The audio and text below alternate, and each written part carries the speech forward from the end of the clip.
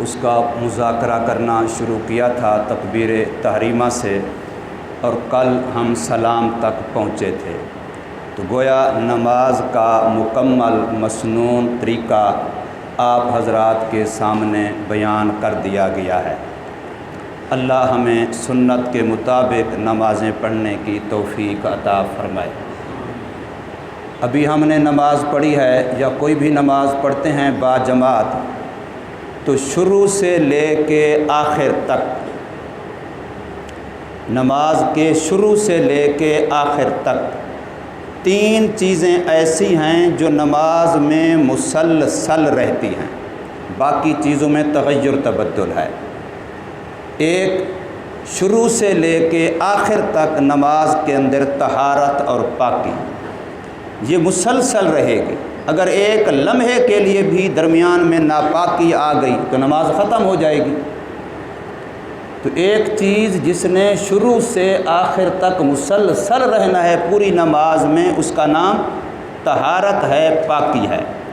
اور دوسری چیز جو نماز میں شروع سے آخر تک رہے گی وہ ہے قبلے کی طرف منہ ہونا، توجہ الی القبلہ، رخ کا قبلے کی طرف ہونا۔ اگر نماز کے اندر بندے کا سینہ قبلے سے ہٹ گیا، پھر گیا کسی بھی وجہ سے، تو نماز اس کی ٹوٹ جائے گی، ختم ہو جائے گی۔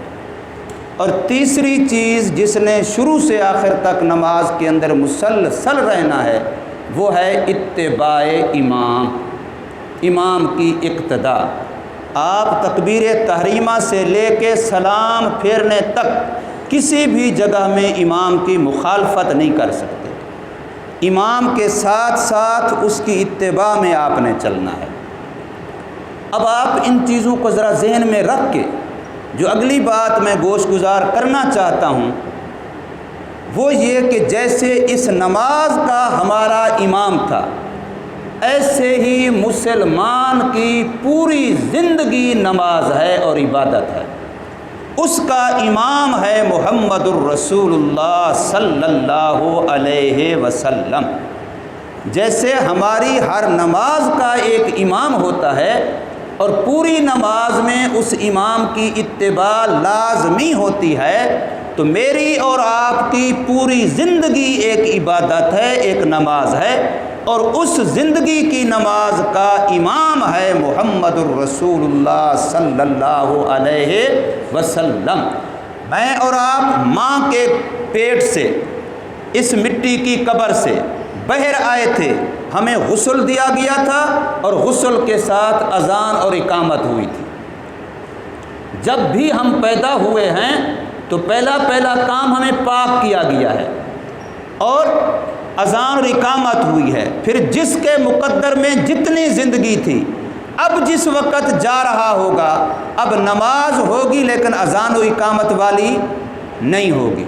اب جنازہ ہوگا، اذان وہی جو ہو چکی، اقامت وہی جو ہو چکی، ہاں البتہ اس وقت بھی غسل تھا، پاک کیا گیا تھا، اور اب دوبارہ پاک کیا جائے گا، غسل دیا جائے گا، تاکہ ابتدا سے لے کے انتہا تک ہم پاک رہیں۔ اور اب سلام پھیرا جائے گا، اس نماز جنازہ میں سلام پھیرا جائے گا۔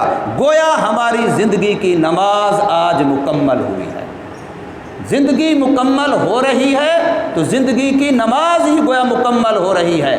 تو جیسے اس نماز میں امام کی اتباع ضروری ہے، تو اس پوری زندگی میں بھی زندگی کے امام محمد الرسول اللہ صلی اللہ علیہ وسلم کی اقتداء، اتباع، غلامی، اطاعت، فرما برداری ضروری ہے۔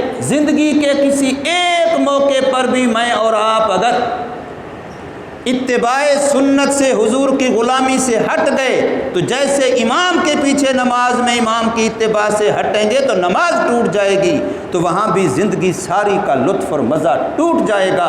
جب ہم خوشی کے موقع پر، غمی کے موقع پر، غصے کی حالت میں، کسی کے ساتھ محبت کی حالت میں اگر ہم نے اتباع پیغمبر صلی اللہ علیہ وسلم کو چھوڑا تو پھر پوری زندگی کی نماز بھی ٹوٹ جائے گی۔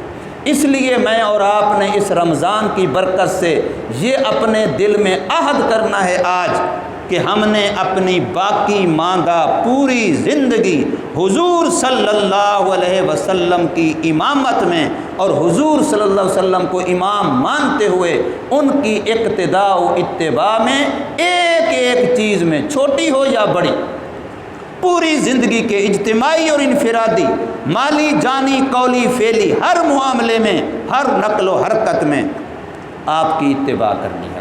اگر ایسا کر لیا تو جیسے نمازی امام کی اتباع میں نماز پڑھ لیتا ہے تو وہ خوش ہو جاتا ہے کہ میری نماز ادا ہو گئی، ٹھیک ہو گئی، با جماعت ہو گئی، ادائے کامل ہو گئی، تو بالکل ہماری زندگی کا بھی یہی معاملہ ہوگا۔ اللہ تبارک و تعالی ہمیں اسی طریقے زندگی گزارنے کی توفیق دے۔ یہ نماز جو 5 وقت ہے یہ اسی کی مشق ہے، دن میں 5 مرتبہ ہم اسی کے ٹریننگ کرتے ہیں، یہ بار بار یاد دہانی ہوتی ہے کہ کہیں غفلت نہ آ جائے، ہماری پوری زندگی حضور کی غلامی میں گزرے۔ اللہ تبارک و تعالی عمل کی توفیق دے اور قبول بھی فرما۔